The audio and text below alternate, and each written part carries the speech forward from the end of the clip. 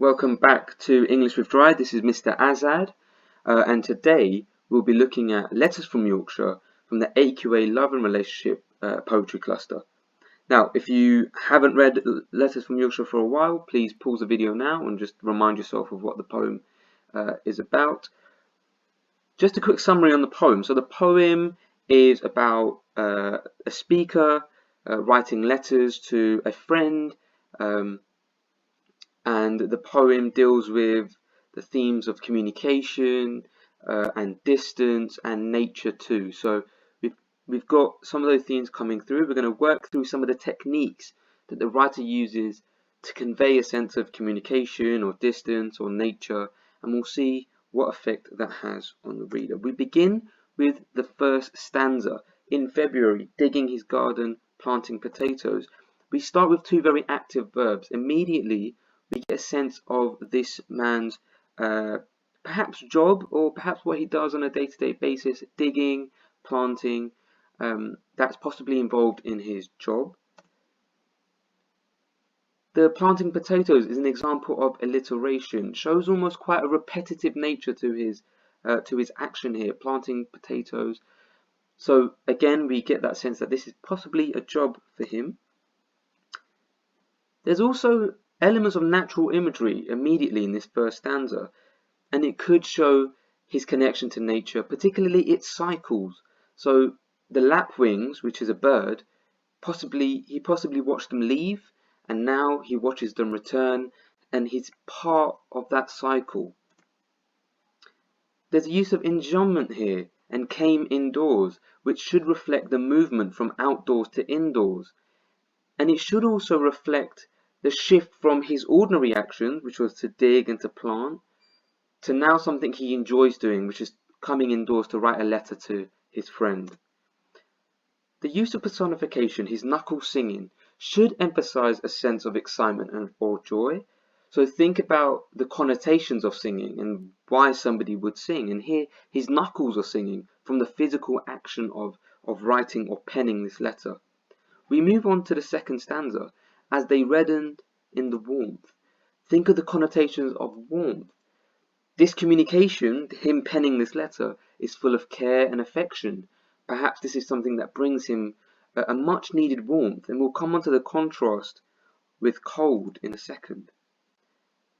The "it's not romance" line almost suggests that this communication is not a romantic communication, meaning this is not necessarily love letter between two people. It's possibly just between two friends. This also has another meaning. It could allude to the meaning that the things being detailed in the first stanza and now are the man's reality. The speaker is not trying to romanticize his life. The speaker is trying to show just how ordinary his life is and that connection with nature that he has. You out there are examples of monosyllabic words. The simple nature of that, you out there, should reflect the simple nature of his life.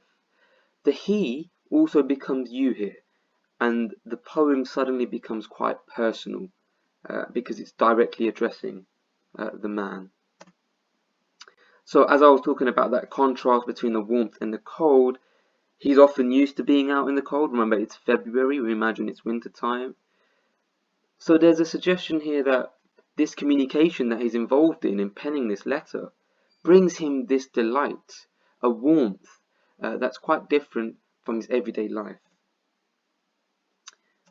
Now, this stanza begins with enjambment from the previous one, with the seasons turning, and that should emphasize how the seasons merge into one another, and also how the seasons he's able to watch the seasons turn. This is also an example of present participle, with the actions being described as they continue to happen, turning. The seasons are turning. There's an element here that the two lives are moving on and going on, but in very different and contrasting ways. Now we begin to see a contrast in their lives. She has a heart full of headlines. This is Imagery. Her work revolves around words, which is a contrast to his physical work. So now we begin to see the distance in their lives. She feeds words onto a blank screen whilst he feeds possibly people. We imagine that he's, planting potatoes, not just for use, but for sale perhaps. So there's a contrast again between their two lives. The blank screen here again reiterates the difference. Blank screen sounds quite lifeless and empty, possibly not something she enjoys.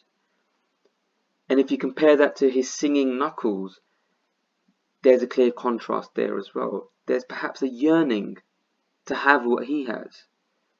And then she asks the all-important question, the rhetorical question, is your life more real because you dig and sow? It's almost as if she's reflecting on the differences in their lives. She's almost questioning the authenticity of her own life because she's possibly stuck in an office somewhere whilst he's out with nature watching the seasons turn. You wouldn't say so, breaking ice on a water butt. So the next part of this poem, it seems as though she's answering that question with him almost saying that his life isn't more real than hers because he partakes in quite boring, possibly just ordinary physical tasks, breaking ice on a water butt. There isn't much to celebrate there for him. However, for her, that connection with nature, possibly something worth celebrating. There's a use of caesura here, again to show a contrasting perspective. The narrator thinks that actually there is something special about his life. Although he's merely clearing a path through snow, for her, that's the only form of the natural world that she's able to get based on his letters. Still, it's you who sends me word of that other world. The use of alliteration here and assonance, the words sound very similar, but they're also quite different, word and world. Again, to reiterate that they are close, but also very distant, that their lifestyle is very different. The next stanza begins with pouring air and light into an envelope. This metaphor, the comparison between his words to air and light, suggests that he is more natural than the words that she's able to write. And also, there's a magical element to this. Imagine receiving air and light into an envelope. So that at night, watching the same news in different houses. This part is very important because actually it's the first time we're able to see their worlds almost merge through this shared experience. Although we're under different household roofs, we get the same news. And actually, there's a coming together here. This makes her feel closer to him, regardless of the differences that she's explored prior to this. Our souls tap out messages across the icy miles. The me and you from previous stanzas have now become our. So that distance that we explored in the first part of the poem is now coming together. There's a connection between them. The souls, the spiritual language, show that they have a deep and meaningful connection. This is much more than just words on a page. Their souls are tapping out messages. And the icy miles, to end this poem. Again, the communication brings them together regardless of the distance, despite the distance between them. The connotations of icy suggest that the distance could actually bring them down, and it could be a negative distance. And possibly that she dislikes being so far away from him. But when we think about the positivity of the air and light into an envelope, we assume that she wouldn't have it any other way, that this distance actually shouldn't be negative, but there's a lot of positive that she can take away from the distance. That's the end of the poem. Hopefully you've understood elements of the natural world and how communication brings two people together, and how distances can be gapped through experiences that we share with other people. Think about the relationship being explored here. This is much different to perhaps the romantic relationships that we explore in other poems in this cluster. But this friendship can be viewed in a positive light, and